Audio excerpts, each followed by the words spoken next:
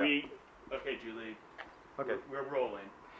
And when the climbing school opened here, that was the time that many of the climbers, as I said before, came here from all over Europe and the States, and congregated at the Vagabond. The Vagabond was the place where everybody met. They'd get a room and bunk bed and hang out here. This was where they all came in summer, usually when the weather was pretty bad in Chamonix or somewhere else. If the weather was bad, they would turn up here.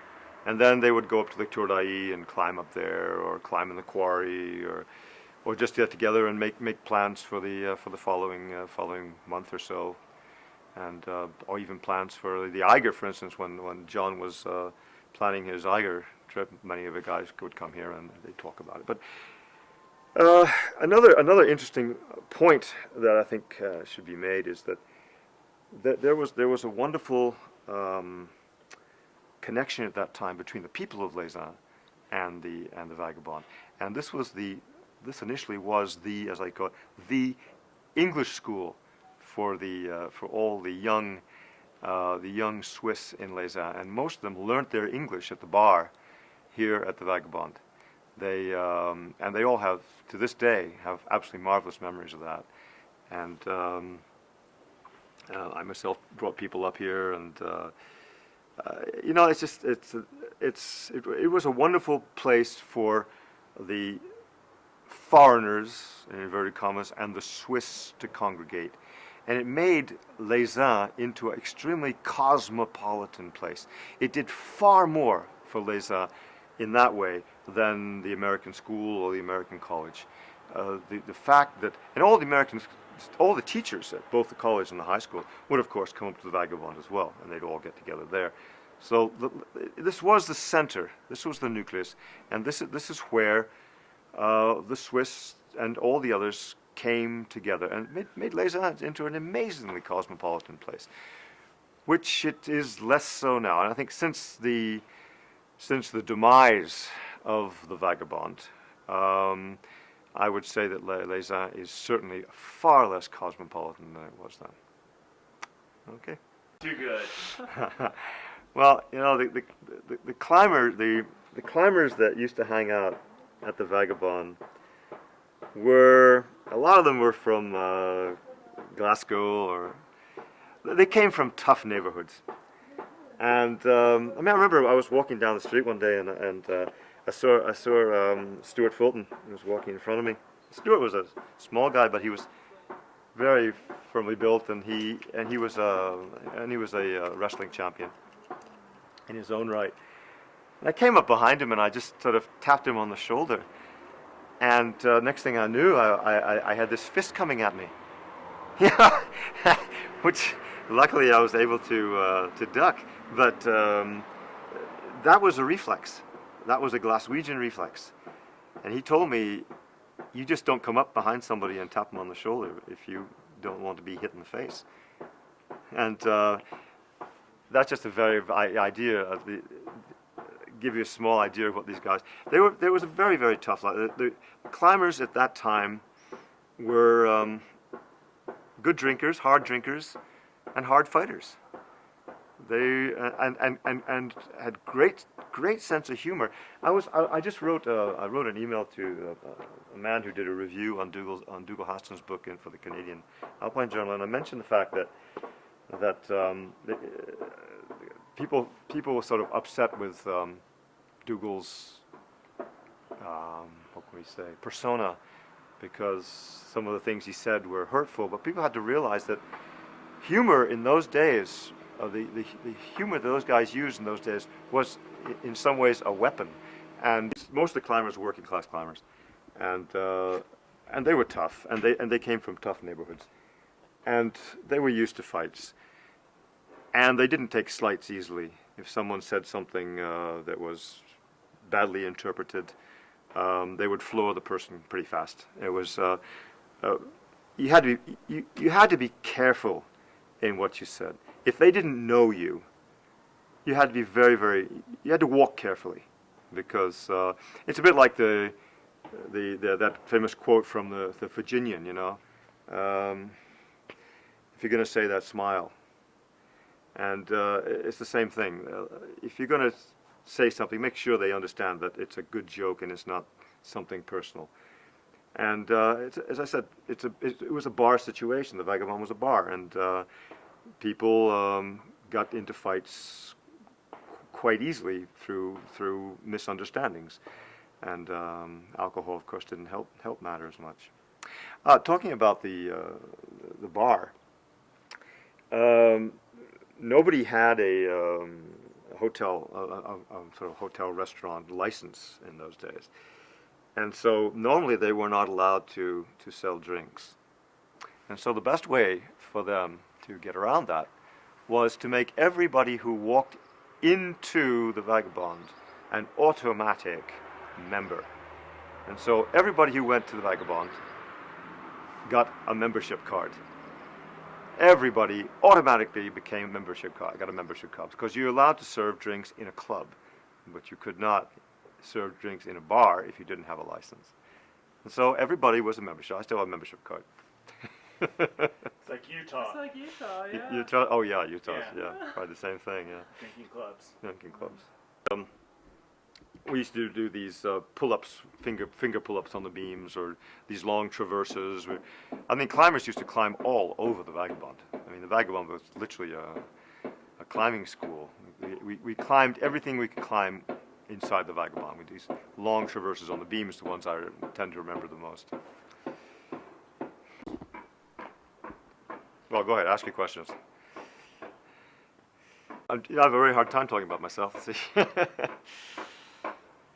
My name is Larry Ware, and I've been living in Les Uns off and on since 1963. That's a long time. I don't like to think about it too often. And I've been living here straight since 1970. I was a climbing guide for ISM for a number of years. I've put up quite a number of routes here, and I've climbed with, I would say, most of the climbers who came through back in the 1960s and into the 1970s.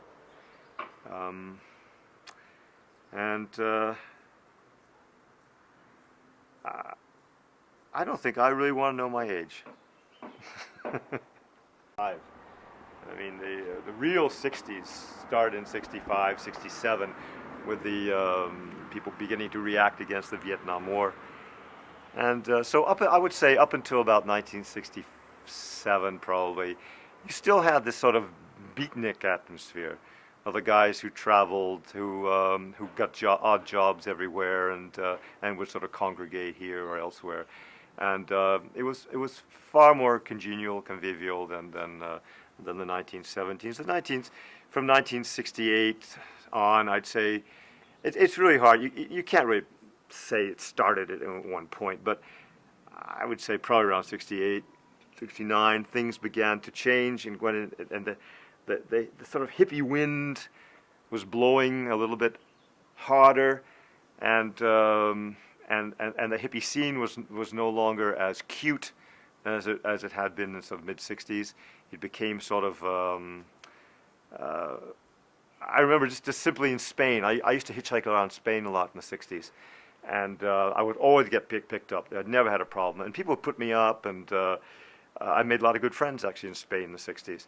And I went back in the late 60s, early 70s, and I was doing the same thing, and no one would pick you up because the hippies had come along, and the hippies believed that it was their due to be picked up. It was their due to be taken in and taken care of and fed, and this was their due.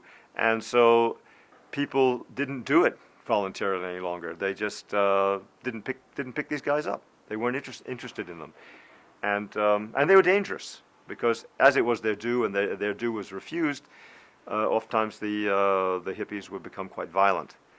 And so there was a totally different atmosphere, and I think it overflowed onto the Vagabond. This is my opinion, and I'm sure a lot of people will probably disagree with this, but I felt that there was a different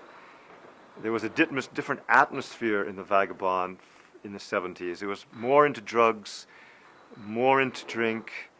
It was a harder sense. It didn't feel the same. And I personally started going to the Vagabond less and less in those days, and I know others did too. And this is nothing against the Vagabond as it was. It's just I was growing older, and my interests were elsewhere, and so maybe I was the one who was changing, and maybe not the Vagabond. I don't know. I can't really make a statement on that, a clear statement on that.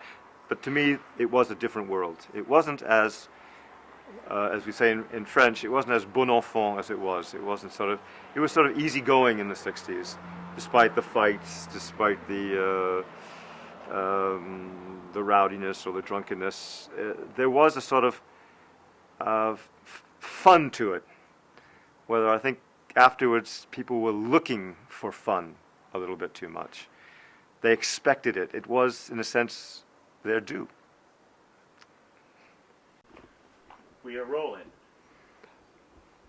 One of the interesting, I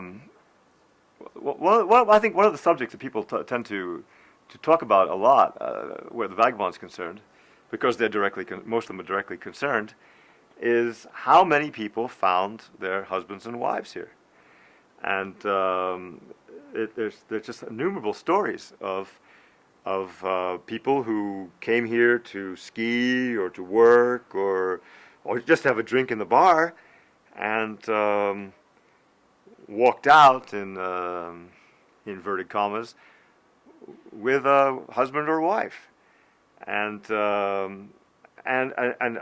what is more, it's quite interesting to state how many people are actually still married to those same people that they met at the Vagabond. And I don't know what it is about this place, but it seems it creates close ties, not just in marriage, but in friendship. And there are people who were here 20 years ago, 30 years ago, 40 years ago, who still remember favorably everything that happened to them at the Vagabond, and that brings back it's a I suppose a kind of nostalgia, but it is the one place that you find most people will talk about easily when they talk about their travels in Europe, the Vagabond. Will be right now. Some of these you are rolling. Rolling. But some of these climbs, they strike me as pretty groundbreaking. The Eiger, the Harlem, the routes that he did with Robbins. There were, a number of these climbs. Now, there were three great. I would say four, but out of the United States appeared a mountaineering revolution. They totally revolutionized climbing worldwide. And I would put at the forefront of that, I'd put John Harlan. I would say he was the charismatic center. Now, I'm sure Roy Robbins would probably disagree with this, but I think if we take into consideration the fact that that they were able to bring so many great climbers to the Alps from the States, this had to do with John. It didn't have to do with anybody else. The other great climber, of course, was Royal. And Royal, we owe the Directissima on the Directissima on the Drew. We owe him the direct on the direct on the Drew. We owe him to one of the great climbs of the day. But John was the visionary. He was the one who thought up the idea of doing a direct on the Eiger. He's the one that put it together. He's the one that created the teams. He's the one who went back on that wall so many times and finally finally his team succeeded, even though he paid the price. And the Directissima on the Drew, that was John's.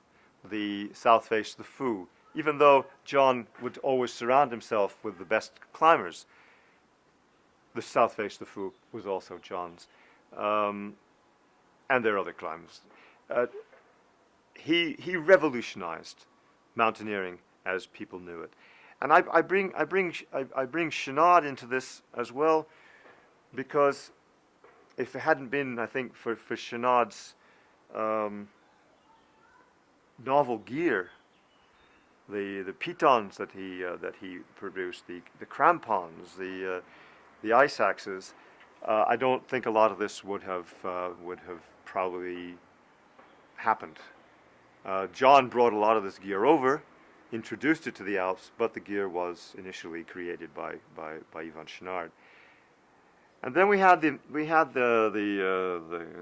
climbing. I used to call him, to his face actually, the climbing mystic, who was Gary Hemming.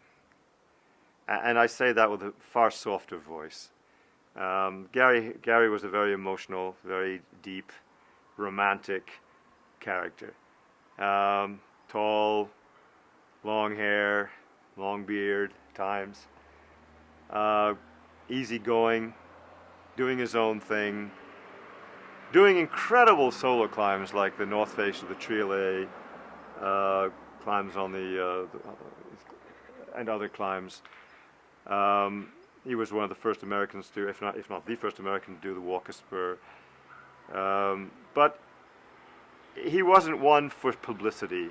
He did all this sotto voce. No one knew about him until the famous Drew Rescue, when he led a group of an international team up the Drew to save two foolish Germans. From that day on, he, regrettably for him, became extremely famous, and I think that was one of the reasons he actually became quite depressed. But no, it was a wonderful bunch of people, a great bunch of people. There's never been anything like it since, and I don't think there was anything like it before. This was the turning point of international mountaineering. The concept of fixed ropes, which John initiated on the Drew, on the Eiger, was to be used throughout the Himalayas. Bonington certainly learned a lot from John Harlan, and it can only be imagined what other things John would have created if he'd lived to do so. Okay? Yeah. They would take him. They fed on him. I hate to do this to you, Larry, but I want to go back through what you just did about the four big climbs and John Harlan and Robbins and Chenard. Oh God. Yeah, I'm sorry. Oh, You know, this is all spontaneous. I'm not doing this. This is off the. I'll probably forget half of it. Here comes the car. Yeah, here it comes. Don't worry, just move it over. Here, I can come this way too. Maybe. Well, that's right. I'm free. I'm You're free. Yeah. It's That's the mail. going to take time.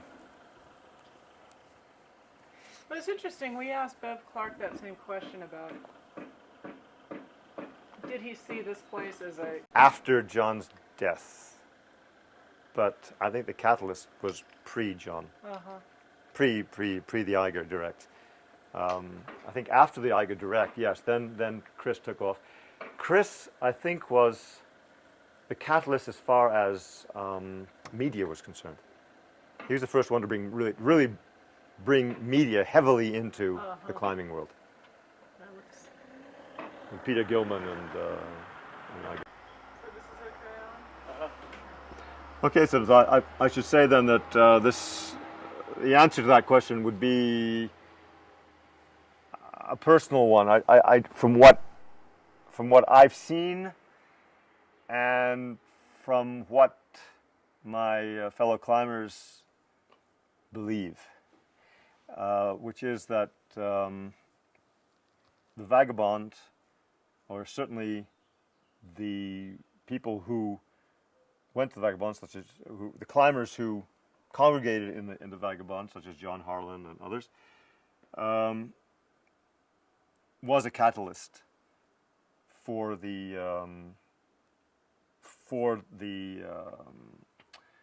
revolution in international mountaineering. And in my opinion, the visionary for that was John Harlan. He brought about the concept of the directissimas. This was something that people didn't talk too much about in the Alps, had not talked too much about in the Alps prior to this. The idea of doing the Eiger direct, the direct on the west face of the Drew, the climbing of the south face of the Fou, the hidden pillar of Fresnay. All of these were ideas that came from John Harlan. So I would tend to disagree with those who would say that Chris Bonington was the catalyst. Chris Bonington, in my opinion, and he's a wonderful man and has done wonders for the international climbing. There's no two ways about that. This in no way takes away from his accomplishments. In my opinion, Chris Bonington was the first one to bring the media into the climbing world to the extreme that to a certain well, you can cut this out, but to a higher level than it had been before. And then, of course, using the Eiger Direct as a trampoline, he went on to do what we all know he did in the as far as Himalayan expeditions. But the turning point in international mountaineering, and I think most would agree with this, was the concept that John Harlan brought to that world. And John Harlan, as a visionary, Yvon Chouinard as a creator of the necessary materials,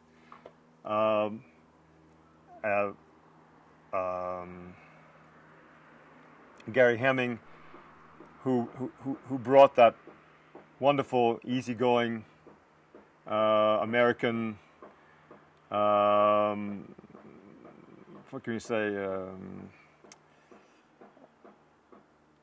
person. I can't find the right word for that.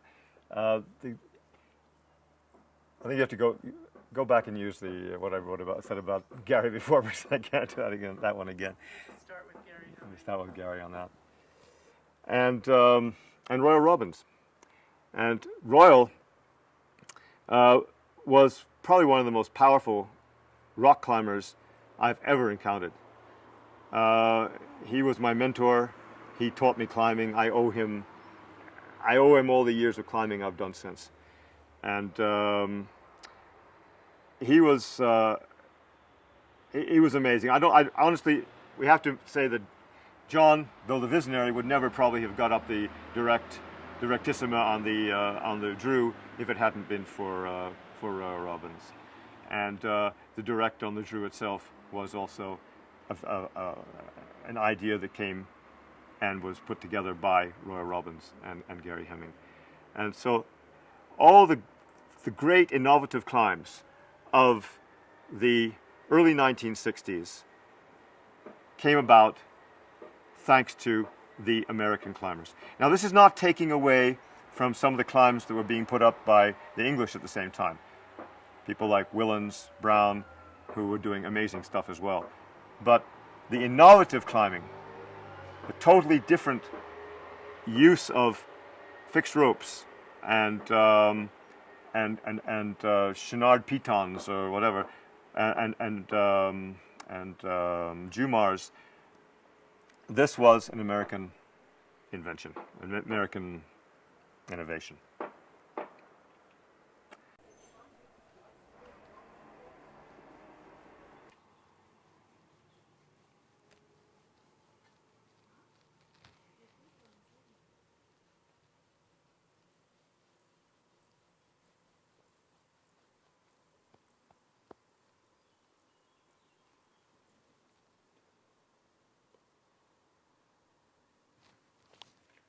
Which is He looks very Persian and elegant. Looks very anyway, good, though. so don't- well, that, you know, everyone thinks it's a fashion statement, when of course it's not at all. It's Looks like it.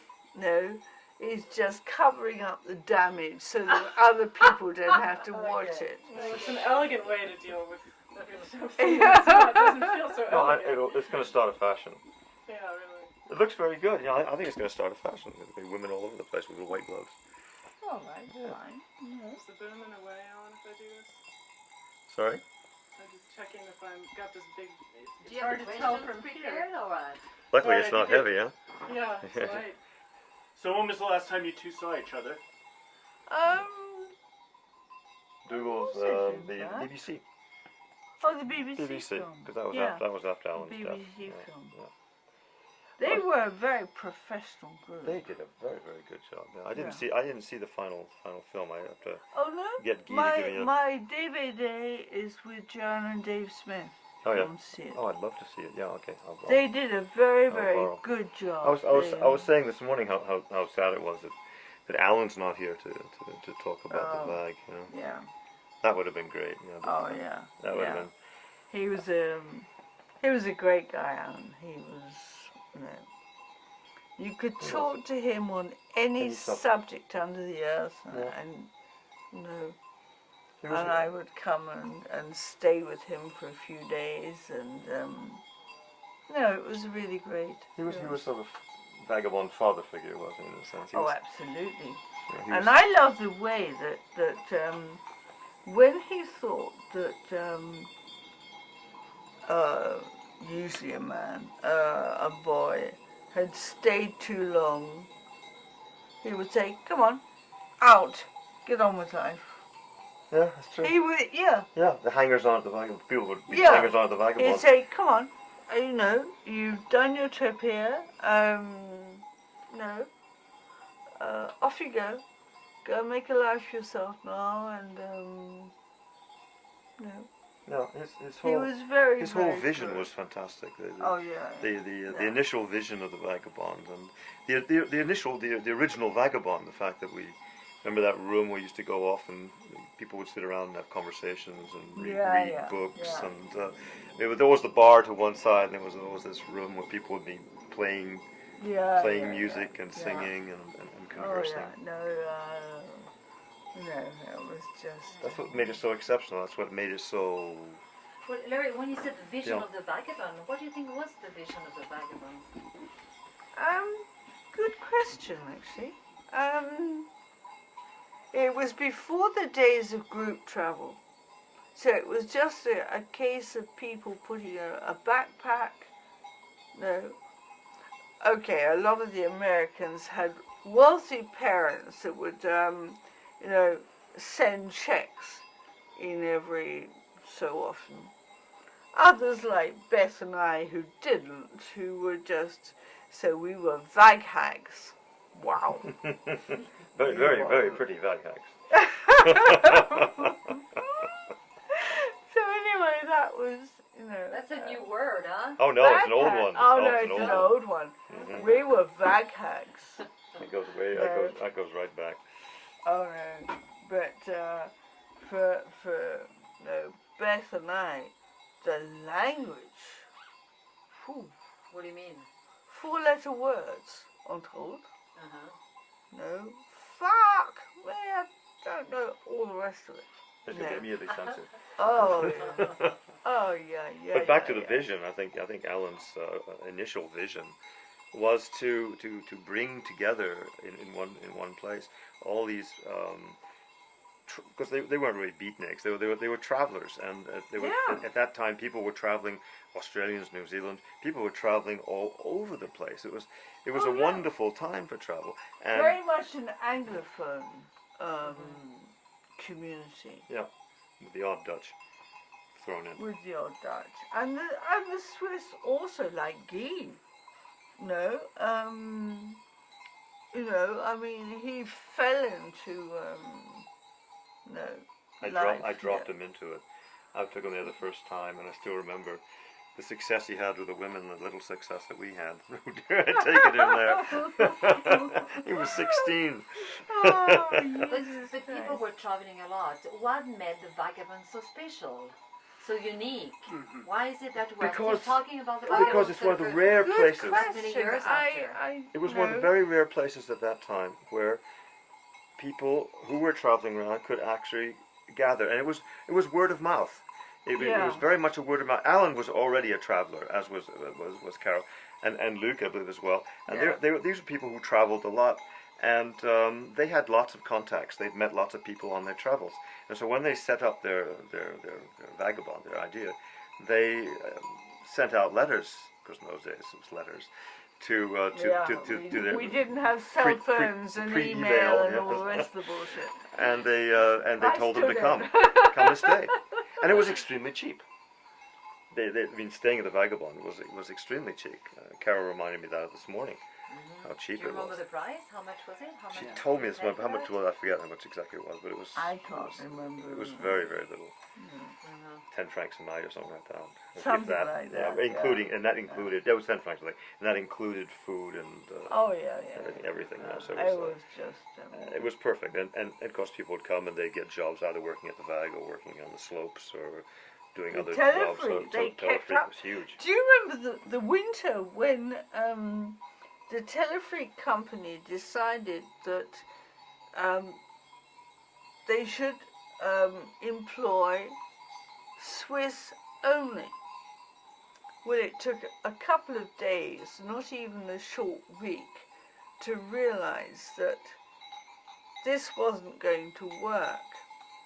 So all the New Zealanders, Australians, they were mostly Americans who had come to Lesheim for the winter, specifically to work with the Telefreak.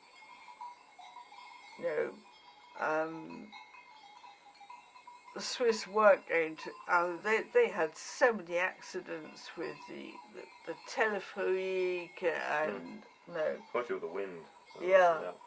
Kept coming off. And all these guys, they knew the Telefreak like the back of their hands, like So they went and worked there? Well, they they'd come they back had been every working for years, and for they years. and they'd they'd always come back and, to work on the cable cars, and so they would come back, and then the Swiss had this new policy: let's just have Swiss working on it, and the Swiss didn't know what to do, No, they were absolutely useless. and so they brought them back on again. Oh yeah, please, Oh, please come back. please come back. We need you. Oh, Jesus. And many of them were working at the high school and the college. But initially it was a place where all the travelers would gather, and usually after their travels, mostly in the winter, and they would talk about where they'd been and what they'd done and the experiences they'd had. People who worked there about, let's say 50 years, was it 40 years ago, like Frank?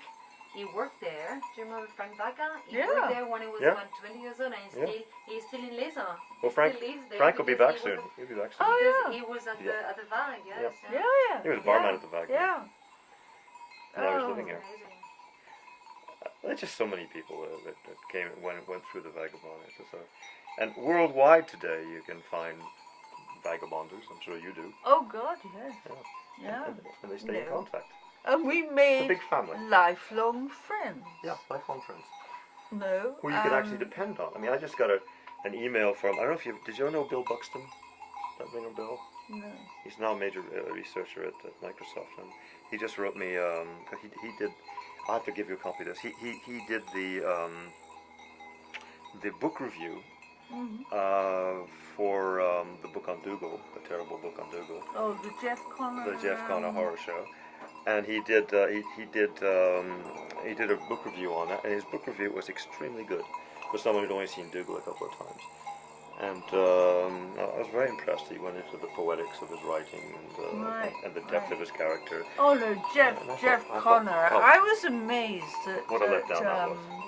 no, Jamie Byng, who is the editor of Canongate Press, who wanted to do the copy of In Hard Places in softback. I was amazed that he had backed Jeff Connor to do this commissioned book. Well. And as I've said to you two, I don't give a stuff what people think about me. I'm me, and You're just stuff. yeah, I don't give a damn. No, but Jeff Connor came to my apartment in Boulogne, there was a write-up in one of the Sunday papers, the Observer or the Sunday Times, one or the other, by the guy who was usually the foreign editor. No. Oh, God, was it terrible. What did he say about you? Did he say something about you? Oh, he said the saddest thing was that Dougal didn't want children with me, etc. I mean, Call yourself that? This foreign editor, I can't remember his name. I can't remember his name. What the hell business is this? And so, did he think I was such a sad sack that, I couldn't make up my own mind? I mean, no, I love children, but it didn't go in with the lifestyle we were leading. Well, it's not his problem anyway. I don't no, know why no. you bring this subject up. And I thought I'm not even bothering to reply to this. Anyway,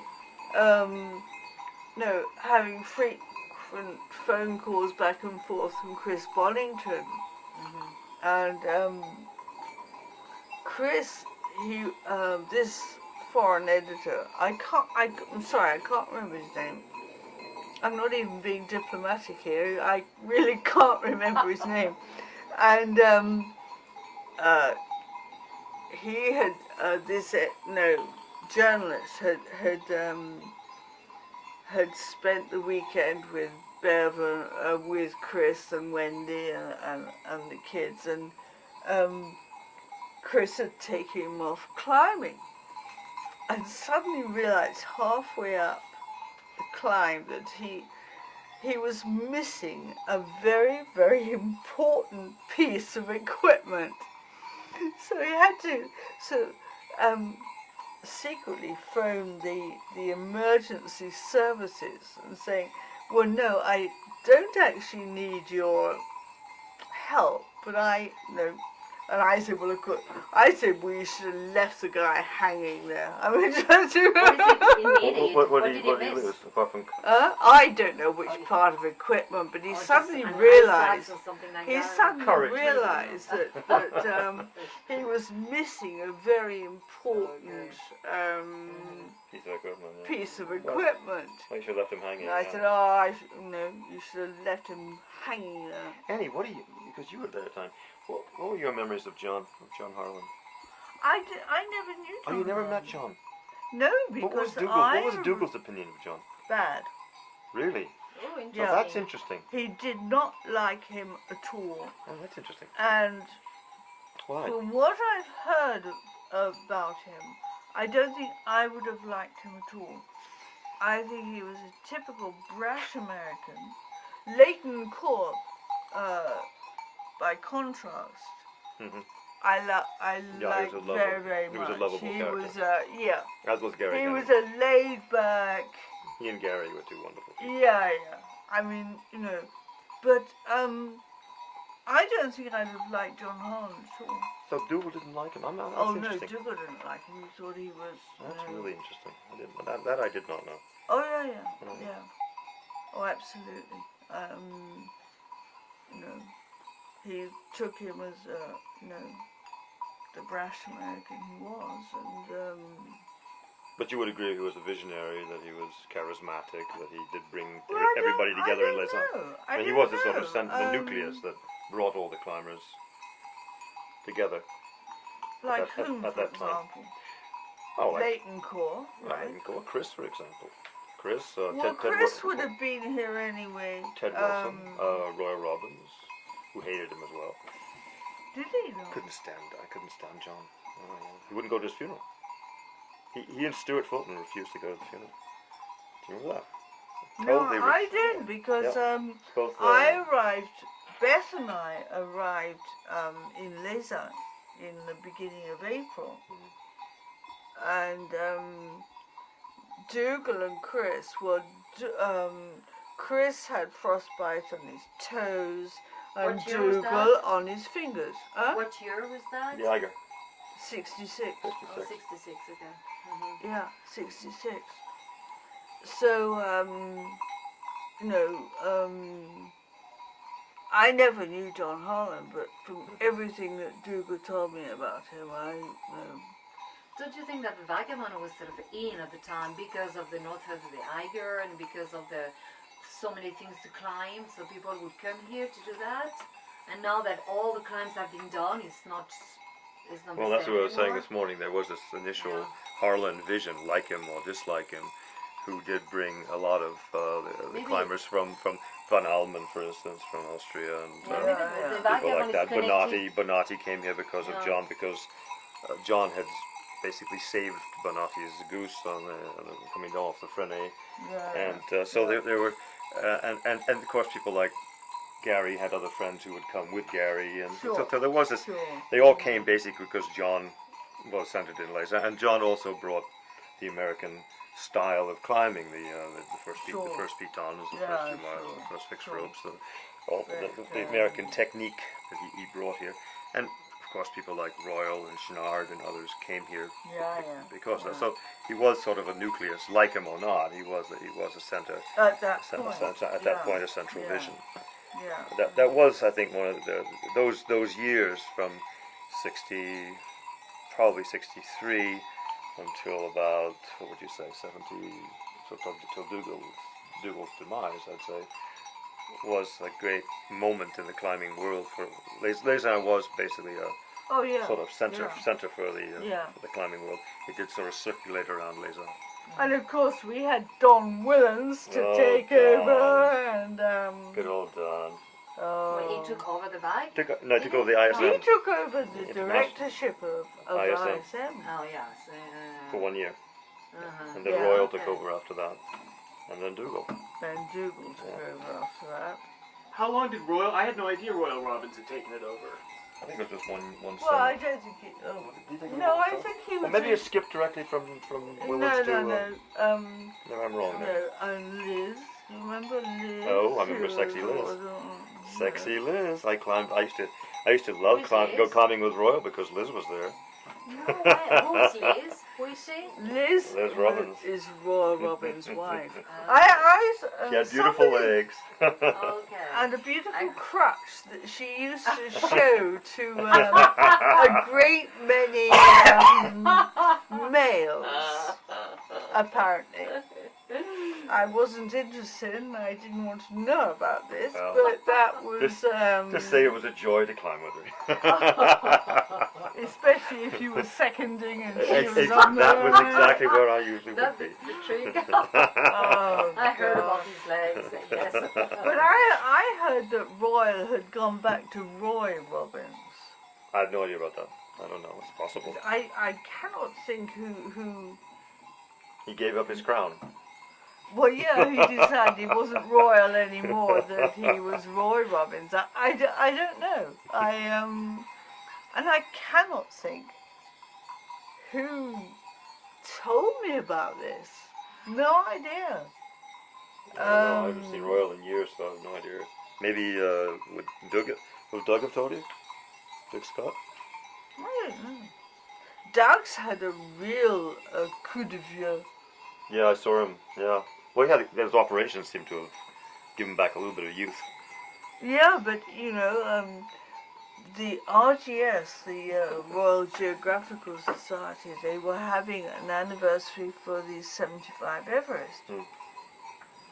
And, no, so I was, no. Chris said he was away on some expedition, and he said, oh, Annie doesn't have to pay, she's part of the team. So the Royal Geographic Society has so much history behind Oh, it's it. amazing. It's really amazing. Oh, you could feel it. It Sir was Richard just, Burton and all these wonderful oh, people. absolutely. You're the one who introduced me to Sir Richard Burton. Yeah, The Devil Yeah, Drives. yeah, I still The have your Devil book. I still have Drives. your book actually that you gave The me. Devil Drives. The Devil Drives, Yes. Oh, what a man. Ah. But anyway, this RGS thing was absolutely great. And so there were, champagne aperitif beforehand, then the lecture, and then dinner afterwards. And so, obviously, Charlie Clark, the doctor on Everest, Chris, another Scottish climber, I can't think what his name is. Anyway, and I thought... McInnes? Was it McInnes then? No, Hamish wasn't there. Hamish wasn't there. Scottish Climb. But there's this old guy with, long hair going white, and I'm thinking, who is this guy? Oh, Jesus Christ. It was Doug Scott. Oh, Doug Scott. And I must admit, when Doug came here and gave a conference, and That was 3-4 years Oh, ago. 3 or 4 years ago, he's a good and he guy, couldn't but- walk. He couldn't walk at that point because of his Oh. hips, or his knees. I forgot what his operation he had to have, and he couldn't walk, and it just aged him so much. Oh, I Jesus. just didn't recognize him. But I thought, I know everyone else. And actually, at the dinner afterwards, Doug was at the same table, so we got to talk. And also the son of George Greenfield, who was a literary agent, who, for some reason, best known to himself, took on all these, climbers and their literary endeavours. He was the one who, George Greenfield, who discovered Enid Blyton. Oh, really? Yes. That goes back. He must be quite Well, old. Oh, he's dead now. Okay. I was gonna say. No, but he died very shortly before this meeting at the Uh-huh. RGS. And so I talked to his son for a long time. And while everyone else was talking, climbing, we were talking about first world poets like Wilfred Owen Wilfred Ware. and Siegfried Sassoon and all these people. And his son, he said, I never realized how much loved my father was with all the climbers. And he was, That's amazing. What did he climb himself? No. I don't know how he got into this Love of children. delinquent children at that. Delinquent children. Delinquent children at that. That's what it must have been. Oh, God knows how he It fits, doesn't it? Oh, I don't know at all, but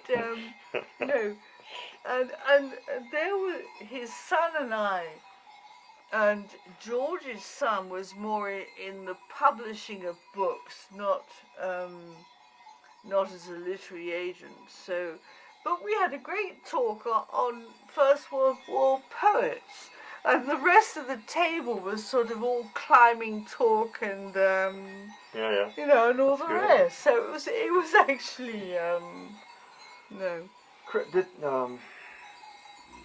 Did John bring? Yeah, John brought Chris to Les Enfants. No. Okay, what's the story with Chris?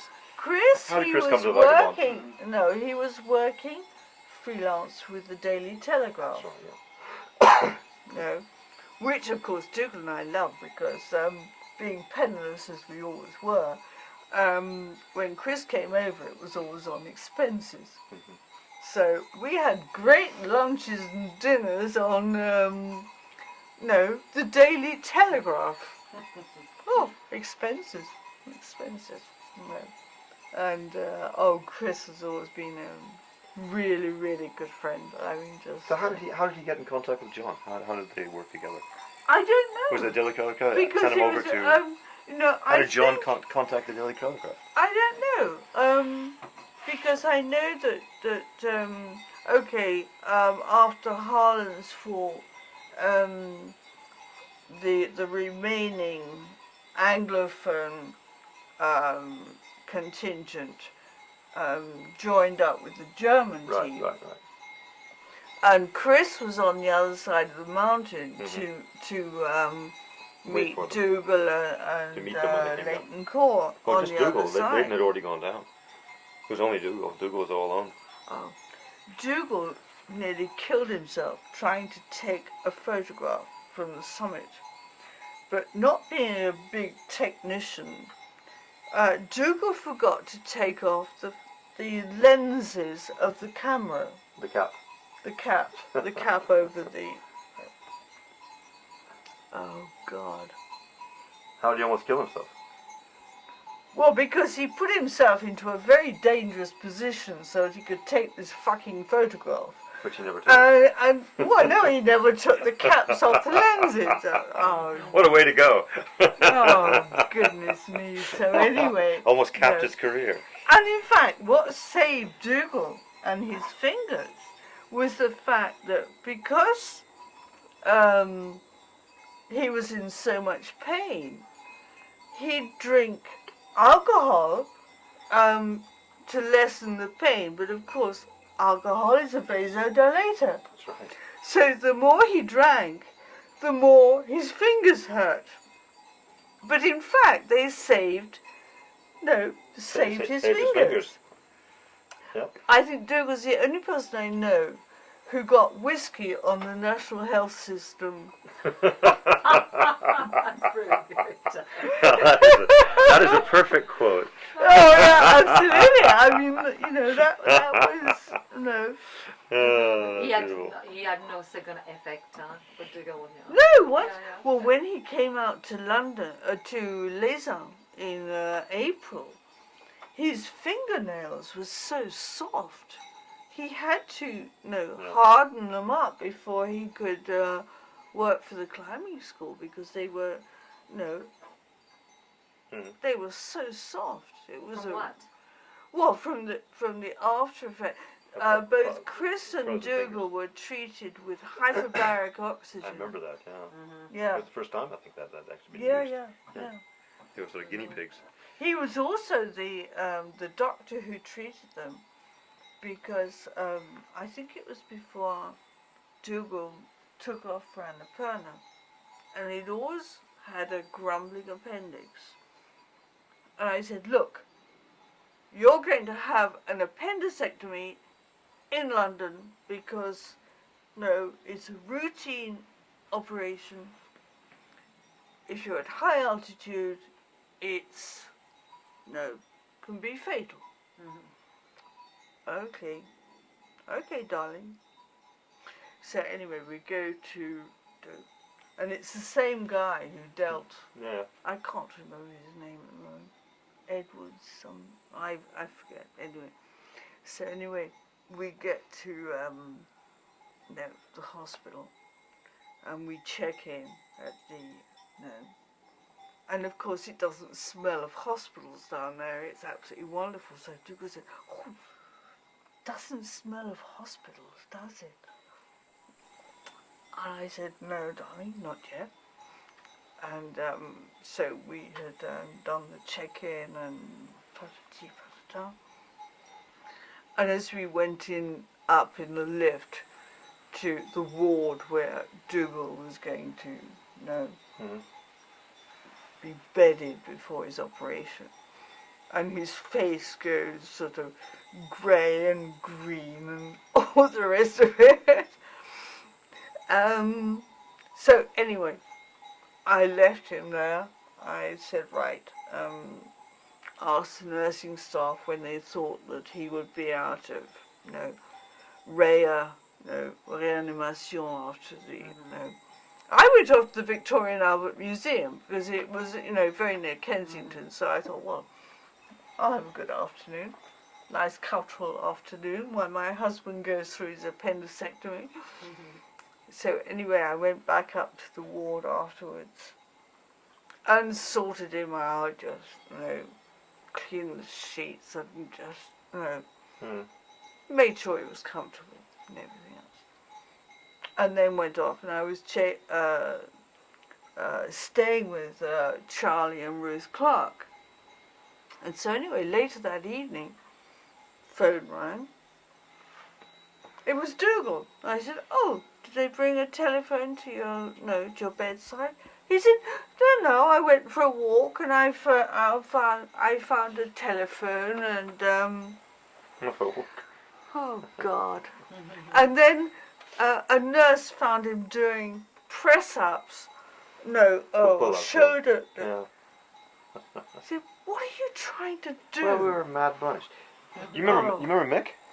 Oh, of course I remember. What a wonderful character he was. Oh, he was great. I think of the Vagabond bunch, he was the one he was great. I loved Mick. the most. Mick was He was so generous, so giving. Was that Mick Mick Burke. Mick Burke, yeah. He was absolutely great. And I'm still in contact with Beth because Beth and I trained together in Guys. So Why do you ever go? Mick should never have gone over to China. huh? He should never have gone over to China, Mick. It's a step in the wrong direction. Oh yeah. He was one of the greatest sense of humors. God, a didn't he? really northern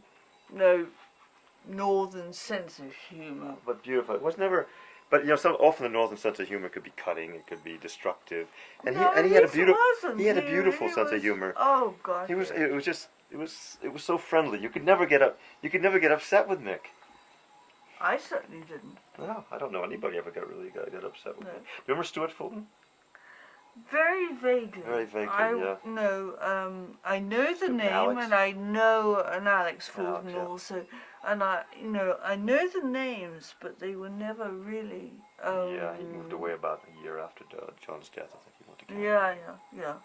No, I know the names, but And he- Mick was, Dougal said, well, because Mick, in fact, wasn't part of the climbing team. Mhm. He was part of the television, That's right. and As was Don, actually, yeah. because he refused to go on. And as Dougal said, if it hadn't have been Everest, Mick would never have taken that chance. Yeah, I think But that's true. Everest has that attraction. Yeah. Yeah. Yeah, it was just a few extra feet. Yeah. It's really too bad. No. And over And so down the wrong side. off he went off to China. Oh, okay, So, What about Luke? Oh yeah, Luke. oh, Luke Vanderkay. Oh, shit houses and windows. That's what he used to say to me when I was a vag hag. But then he did a complete volte-face and decided, well, he was after Dougal for a start. You have to understand that. But Luke had. Oh, he was after Dougal. oh, Luke was. I love Luke. Luke Yeah, I was remember Luke. him. Yeah, I do. Oh, Luke was great. I just no.